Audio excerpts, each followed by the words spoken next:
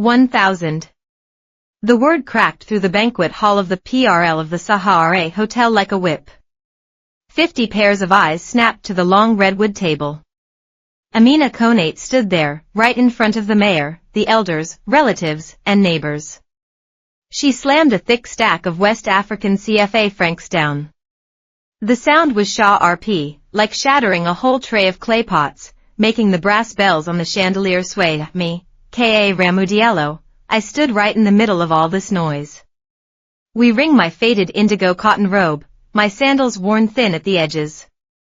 Everyone expected me to explode, to throw a cup, to tear up those divorce papers right in her face. But I didn't. I even had a smile on my face, like I'd just won a ram fight. Ka Ramu, listen up. Amina straightened her back. Her EA rings, heavy gold bells, swayed gently as she spoke, like two snakes coiled to strike. You walk away with nothing. This million is your last shred of dignity. From now on, you and I are refinished. Her voice wasn't loud, but each word hammered into everyone's ears. Someone muttered, this woman is ruthless. Throwing out her husband and throwing a paw Rudy doesn't she fear are the ancestors watching. Another whispered, Ka Ramu's too weak. 10 rs ma ride, and he just walks away. Someone else sneered, a man with no backbone, can't even hold on to his money. Serves him right. But they didn't know. That 1 million I never planned on taking it. Slowly, I pulled a crumpled piece of paper from my old robe pocket, the divorce agreement. A corner was still smudged with dirt, dug out from under my bed in the tin shack yesterday. Right there in front of everyone, I signed it, pressed my thumbprint. Quick and clean, like signing a mine shipment form. Congratulations to you both. I raised my teacup tower RDS the whole room. My voice wasn't loud, but it cut through the buzzing. May you live long and prosper. Laughter, whispers, clinking glasses swirled together. Amina's face changed. She probably didn't expect me to be so calm. Beside her, Lucas, that young consultant from Ghana, who always wore a smug smile, his grin tightened a bit, was born in Gold Dust Town, a speck tucked into the dunes where Mali meets Niger, on the Sahara's southern edge. No railways, no power grid, cell signal comes and goes. Men scrape a living panning for gold, women trade woven cloth for rice. My father was an old miner. Spent his life drilling, blasting, hauling ore in tunnels 300 meters down. Coughing blood by 40. My mother was a weaver, fingers thick as roots, but she could weave the finest kaftan robes. Amina was different. She came from an oil town in the Niger Delta. Her dad was a local politician. They had a generator, satellite TV, even a beat-up Jeep that could make it to the end of the town's only dirt track. 10 years ago, Shima urged into our mud patch we ring high heels, waving the banner of a poverty alleviation and development project. She said, I'm going to change this place. I believed her. Back then, I'd just finished Islamic law studies. Knew a bit about contracts, could handle accounts. In our town, that made me educated. She hired me as a translator, a coordinator. We went down mine shafts checking safety, visited schools looking at desks, stood by wells listening to women cry about kids getting sick from the water. She spoke her mind, wasn't afraid of the elders, stood up to the chauvinist village chief right to his face. The old folks said she was devil-possessed, but to me, she was like a spring suddenly bubbling up in the desert. We got ma ride. No big ceremony. Just a meal of lamb and rice in the courtyard of Imam Ibrahim, the head elder, and we signed the mariage contract. She brought funding, I brought connections. We opened mines, built a school, set up a water purification plant. 10 years Gold Dust Town went from mud paths to concrete roads, from spotty TV to watching the Africa Cup every day. Kids weren't drinking water with worms anymore, but more money meant changing Hearts. First came Lucas, an international consultant. Graduated from university in Ghana. Spoke English, French, could even map or veins on a computer. Amina called him key to modern management. He arrived, stayed at the hotel first, then moved into the guest room behind our house. Soon, he was signing contracts for Amina, meeting minors, handing out wages. I pretended not to see until the day I found an entry in the water plant's ledger, special consultant bonus. 3 million CFA francs. 10 times a minor's RLY wage. Payer, Amina. Payee, Lucas. Note, project incentive. I asked her, she laughed coldly. K.A. Ramu.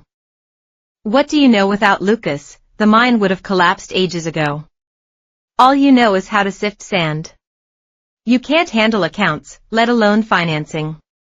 Then why is he living in our house? You're asking too many questions. She slammed the door. Her heels clicked on the concrete like funeral bells. That night, I dug out the mariage certificate, the house deed, the mine shari certificates. Locked them all in my father's old metal chest. The next day, I called Imam Ibrahim.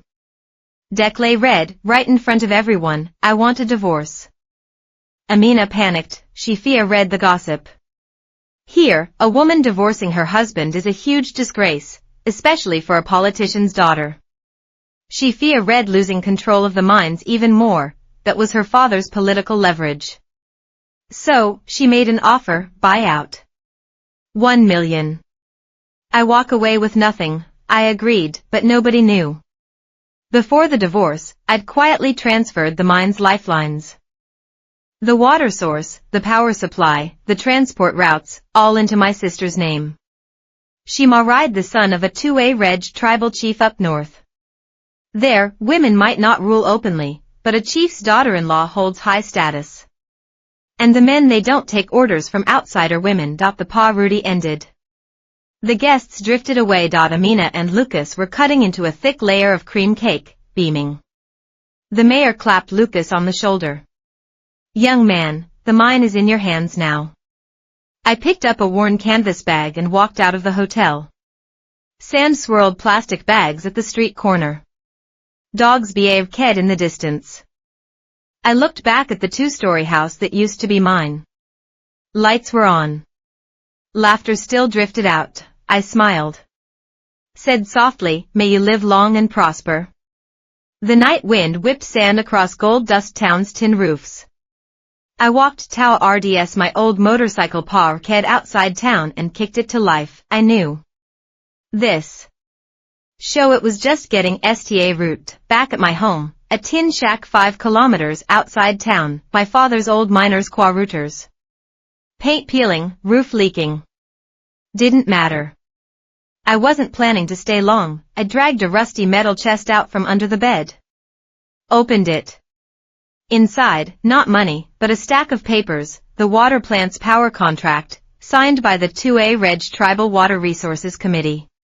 The permit for the mine's dedicated transport route, stamped by the Nomadic Elders Council. A hand-drawn map showing the town's only underground river, the water plant's lifeline. All in my sister's name. I lit a kerosene lamp. Opened an old notebook filled with names, connections, favors owed. Cousin Mahamud, head of the transport team.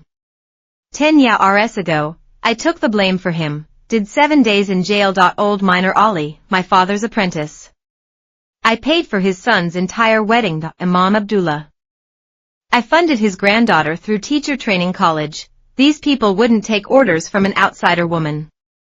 Especially not one who'd thrown K.A. Ramu out. In Gold Dust Town, money can buy you a moment in the spotlight. But it can't buy loyalty, and loyalty that's the real gold in this land. 2 days later, the first hot wind of the dry season blew through, was brewing tea in the tin shack when my sister called on the satellite phone. Her voice held a smile. Brother, the water plant's power went out EARLY this morning. Oh, I blew on my tea. What happened? Unpaid bills. She said it lightly. Rules are re-rules. 3 days overdue, automatic cutoff. I smiled. Amina thought money could buy water, buy power, buy roads, but she forgot. Here in the Sahel, water is a gift from the ancestors.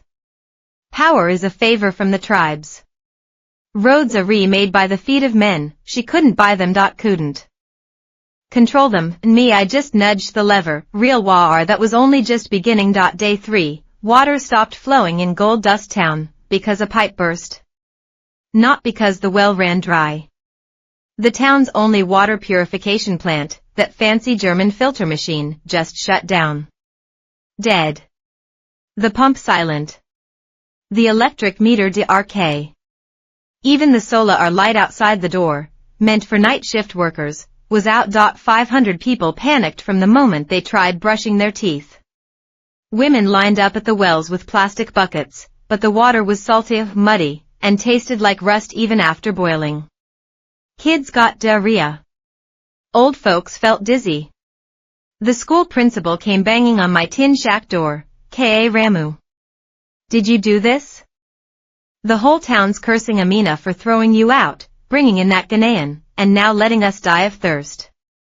I was sitting on a stool, fanning myself with old newspaper, sipping the CL mint tea my sister sent over. The tea was cold. My tea was colder. Principal, I said, smiling, I don't even have the keys to the plant anymore. What could I do? But everyone says your sister cut the power. I shook my head. She's just following the rules. Bills unpaid for 3 months. Owed 800,000. The tribal elders council met. Decided, no pay, no power. Simple as that. The principal sta read. But Amina has money. Make her pay.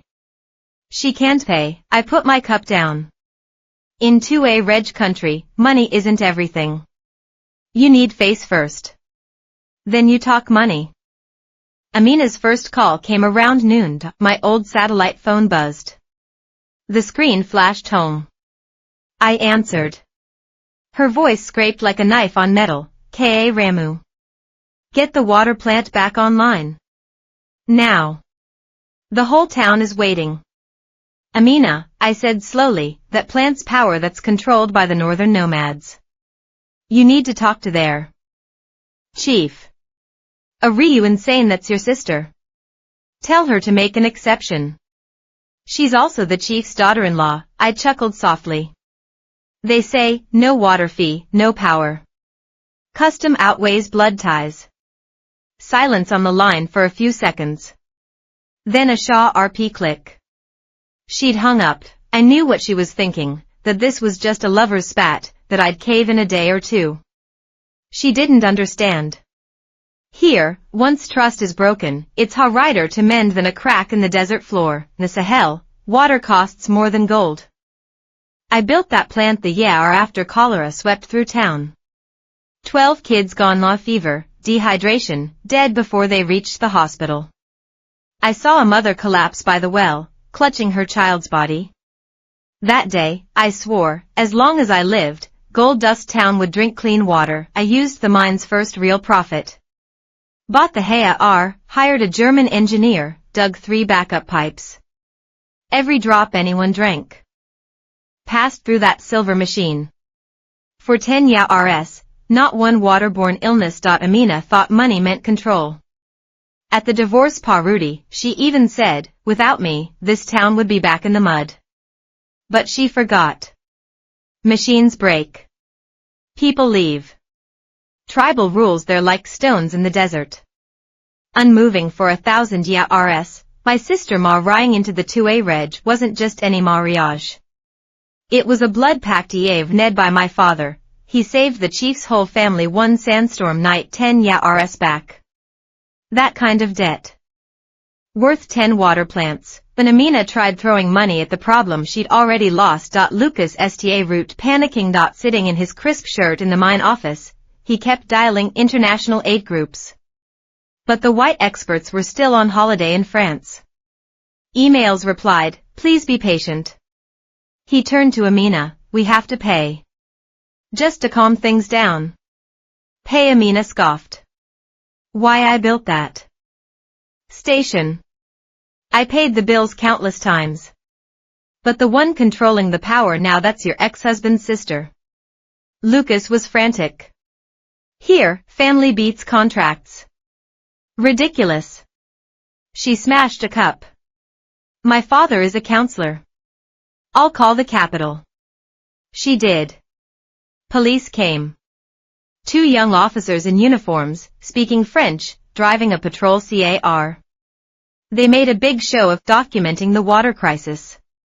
They drove north into the desert to negotiate. Got stopped outside the tribal camp tents by RDS women don't enter the sacred tent. We're law enforcement. Law enforcement still follows custom. My sister walked out, holding tea, her eyes calm beneath her head. RF, water fee. 1 million. Cash. Plus an apology. I underestimated local wisdom.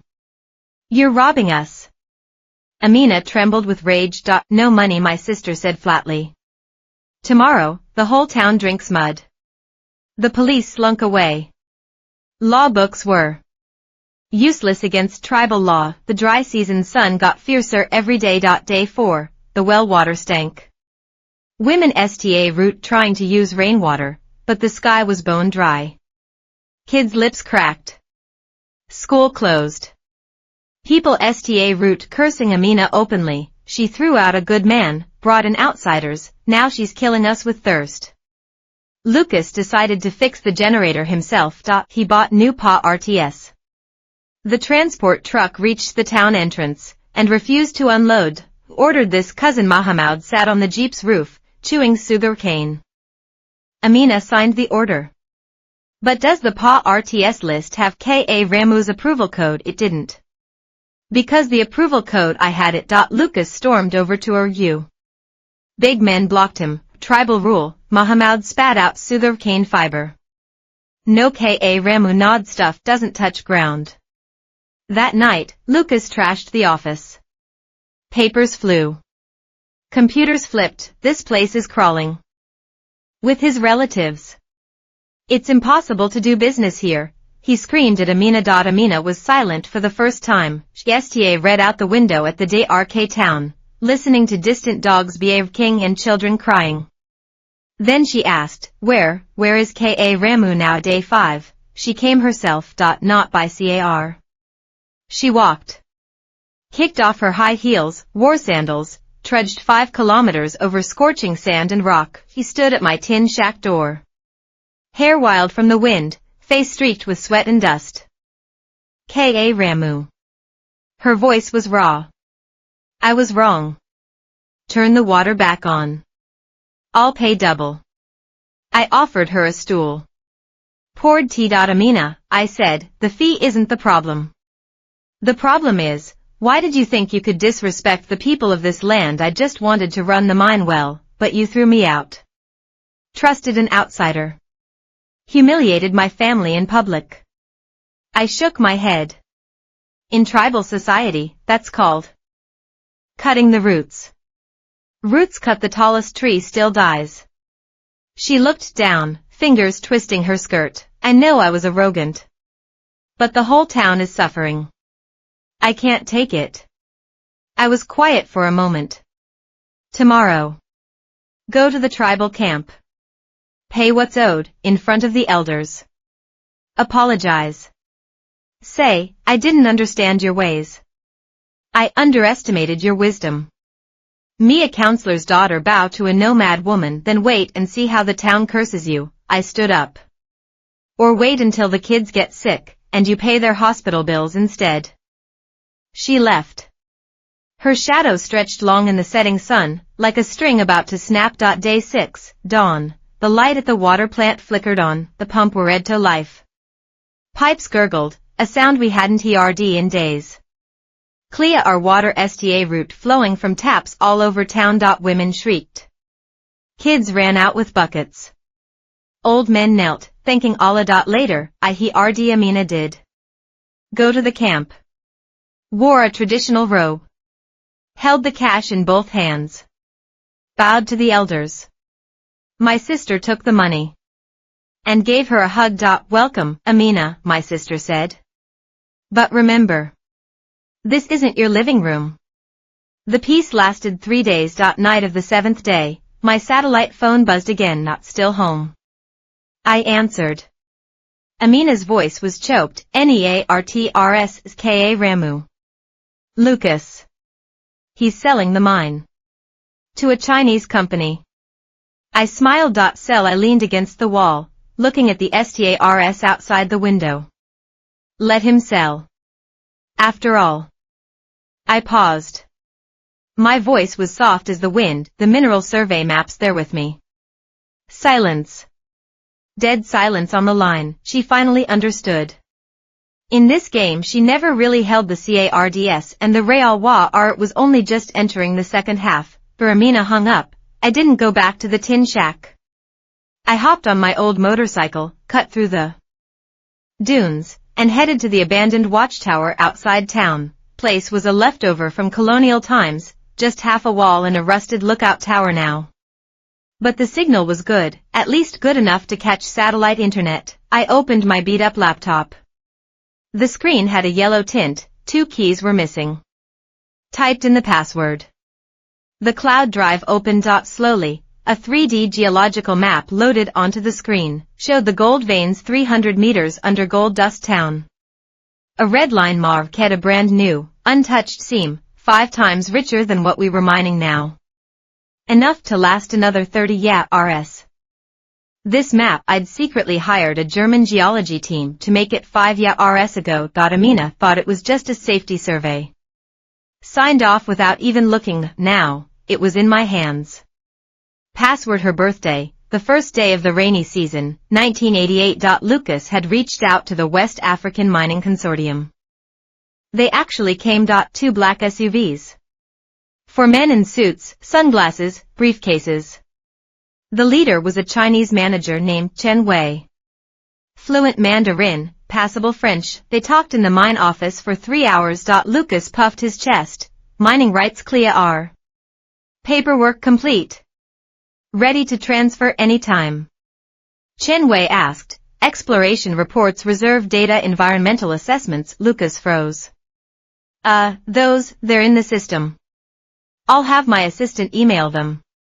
Now, Chen Wei said, I Sha RP, no survey map, no contract. Lucas panicked. He flipped through files, checked emails. Nothing. Amina. He burst into the back office. The survey maps, the data. Ramu left. Amina sat behind the desk, face pale. I don't know. He took all the electronics when he left. Chen Wei closed his briefcase. Stood up. Apologies. We only deal with visible assets. They left. Lucas smashed a coffee cup on the desk. Yelled at Amina, you said the mine was yours. How can you not even produce a map for the first time? Amina slapped him. The sound cracked through the room. You don't understand this place. You think this is an office block in Ghana. This is Africa. Tribes. Loyalty. Ramu's world. Lucas Sta read. His anger turned to fear. He knew. He'd lost. Amina Sta route changing. She kicked off her high heels. Put on work pants. She stopped sitting in the office. Went down the mine shafts instead. Watched the drills bite into rock. Listened to old miners talk about listening to the EARTH to find gold. She dug out 10 years of project files. Scanned page after page, trying to prove she built the mine. She even brought in an Islamic female Sholay Resier urchin. Can a woman independently own mineral rights? The Sholay are flipped through Malian customary law, shaking her head. Women cannot inherit mineral rights. Unless authorized by a husband. What about international law? If you can prove substantive contribution, you might apply. Amina's eyes lit up. She sta root doctoring files, erasing my name, putting hers in its place. Meeting minutes rewritten. Amina chaired the decision. Contract signatures forged. Amina conate. She even found a few miners, promised raises, got them to testify. Amina brought the money, built the mine, paid the wages. She thought this would make selling the mine legal. But she forgot, in Africa, spoken history is stronger than paper. My sister launched that story war. She set up a projector at the tribal camp, powered by a generator. Played video clips, old miner Ollie, TRS in his eyes, Ka Ramu's father saved my life. His son built the water plant, didn't take a single franc. The school principal pointing at new toilets, Ka Ramu donated these. The kids cried the day he left. A 2A Reg elder on a wool rug, he settled our grazing fight with the Fulani herders. 1 bowl of tea, 1 word, 10 Rs of peace. These videos went up on Sahel Talk, the African social platform. Title, The Man They Threw Out, Gold Dust Town's True Benefactor SHA read 100,000 times. Comments exploded, women in chat RGE now, can't even get water. Lucas go back to Ghana. Bring Ka Ramu back. We stand with him. The capital newspaper, West Africa Observer, picked it up, Modern Africa, Female Independence versus Traditional Loyalty. The article asked, Amina represents the new African woman, but is her independence built on trampling local wisdom? Day 10, Amina drove alone to the abandoned watchtower. No Lucas. No bodyguard RDS. She stood in front of me, eyes red and swollen, like she hadn't slept for 3 days. Ka Ramu. Her voice was raw. I was wrong. I wanted so badly to prove myself, to shake off the counselor's daughter tag. But I was wrong. Come back. The mine is yours. You take the majority, Shari. I just beg, don't let the town fall apart. I was silent for 3 seconds. Lit a cigarette. Too late, I said. She swayed, like her bones had vanished. Tomorrow, 10 a.m., in the SQUA Re. I'm announcing it, Ka Ramu Mines is officially renamed Sahel Light. What I'm forming the African Shah Red Minerals Alliance with the 2A Reg tribe, the Fulani herders, the southern fishermen. You're insane, she shrieked. Then you won't be, not so rich, I smiled. But I'll sleep soundly. The profits split 50-50. They provide the land, the labor, the wisdom. Me, I'll just manage things. What do you get out of it? I pointed Tau RDS, the water plant, its lights blinking in the night. I get a town that drinks clean water. Kids that go to school. Sick people who can see a doctor. She cried. Not acting. Real TRS. They ran down her cheeks, hitting the sand and vanishing instantly. Ka Ramu. I could have done this with you. You could have, I nodded. But you chose to throw me out. She left. Her silhouette wobbled in the moonlight, like a leaf the wind could snatch away. Day 12, the first drop of the rainy season fell. Not a downpour. Just a few drops. They hit the tin roof like drumbeats. The whole town ran outside. Tilted their heads back. Opened their mouths to catch the water. Laughed and shouted, Allah has blessed us. But I knew. This wasn't a miracle, it was loyalty. Day 13, my sister brought news. Amina had sold her jewelry, her mother's gold necklace, diamond EA rings.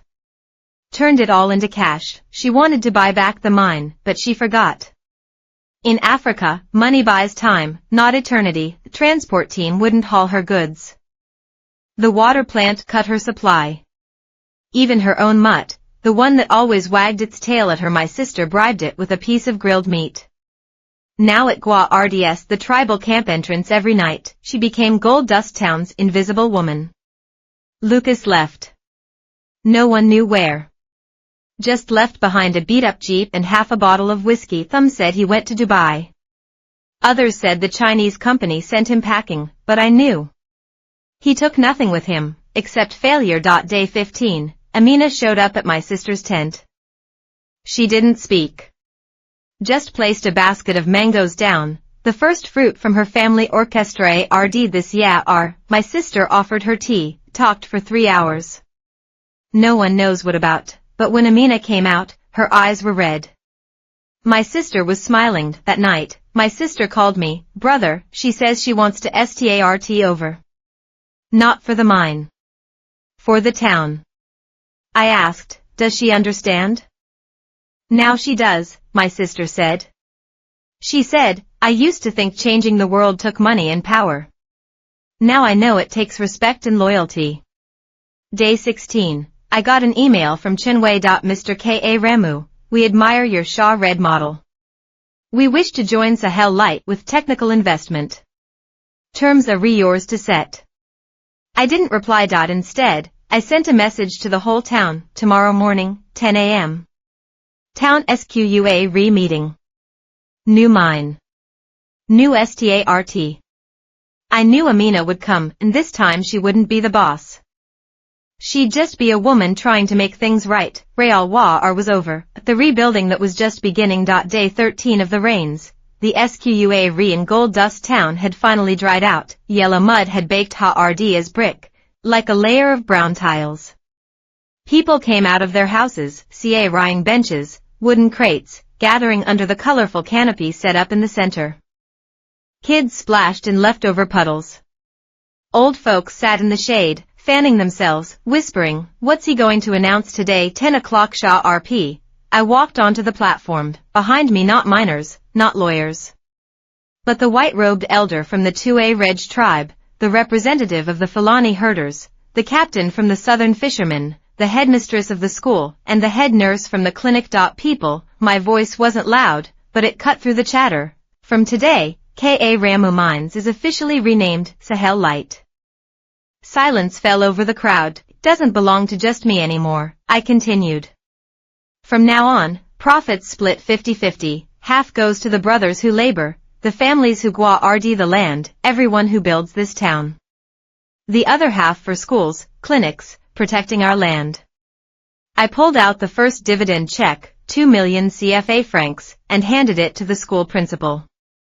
Buy textbooks for every child. Build new toilets.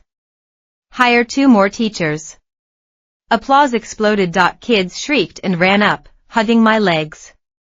Old men stood, raising their hands to the sky, thanking Allah. I scanned the crowd. Finally, I saw her in the corner, Amina. Wearing a faded blue dress. No makeup. No gold jewelry. Standing in the damp shadows left by the rain, soaked through, like a forgotten statue, she hadn't left. Lucas was gone. Slipped away without a sound, no one saw him leave. Just his beat-up Jeep parked by the mine's back gate, window smashed, tank empty, half a bottle of whiskey on the seat, its label washed off by rain. Some said he hitched a ride towards the Niger border, trying to sneak into Algiers. Others said the Chinese company picked him up, but West African Mining Consortium denied ever seeing him. Either way, he took nothing with him, no money. No contracts, no dignity. What he left behind a mess of broken trust. Amina sold her jewelry to buy back the mine. But the transport team wouldn't take her orders. The water plant wouldn't give her water. Even the old woman selling vegetables shook her head. The day you threw Ka Ramu out, you lost your face. She finally understood. In this land, money buys a moment in the sun. Not a lifetime of loyalty. She wasn't the counselor's daughter anymore. Not the mine boss.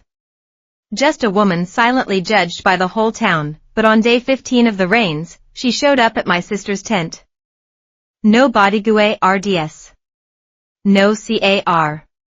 She walked 5 kilometers, feet caked in mud. She didn't speak. Just placed a basket of mangoes down, the first, golden, perfect fruit from her family orchestra ARD. Still wet with dew. My sister offered her a seat. Poured mint tea. They talked for 3 hours. No eavesdropping. No cameras, but when Amina came out, her eyes were red. My sister was smiling. That night, my sister called, "Brother," she says she wants to start over. Not for the mine. For the town. I asked, does she understand now? She does, my sister said. She said, I used to think changing the world took money and power. Now I know it takes respect and loyalty. I was quiet a long time. What else did she say? She said, she wants to apologize. To who? To the whole town. I smiled. That was the real beginning. Day 18. The oldest imam in town called a meeting of all the families. He sat on a wool rug, white beard flowing, voice like a bell, Ka Remu Diallo, you have proven you are this town's benefactor. But a man should not stand alone. People nodded. Amina conate, the Imam turned to her, you made mistakes. But you are willing to bow your head, to make amends. In the eyes of Allah, this is precious. Amina knelt, hands clasped. I will spend the rest of my life making things right. The Imam looked at me. Ka Remu, will you give her another chance, not as a boss? Not as a counselor's daughter. But as your wife's silence filled the space, I looked at Amina. She didn't raise her head. Her shoulders trembled slightly, remembered 10 years ago. Her stepping into the mud in high heels, saying, I'm going to change this place. I remembered her staying up late over ledgers, fighting for every franc for the school, remembered the look in her eyes the day she threw me out. Arrogance and fear are mixed together. People make mistakes, but only those who truly bow their heads deserve to lift them again. I stood up. Walked over to her. Held out my hand. Amina conate, I said, will you sift gold sand with me again? She looked up. Tears streamed down her face. She took my hand. I will. The wedding day, it rained again, not a storm. A fine, spring rain. Gentle drops hitting the canopy like the sky was clapping. I wore the traditional robe, deep indigo, embroidered with gold thread like desert eagles. Amina wore the blue 2A Reg bride's veil, woven by my sister herself, symbolizing loyalty and rebirth.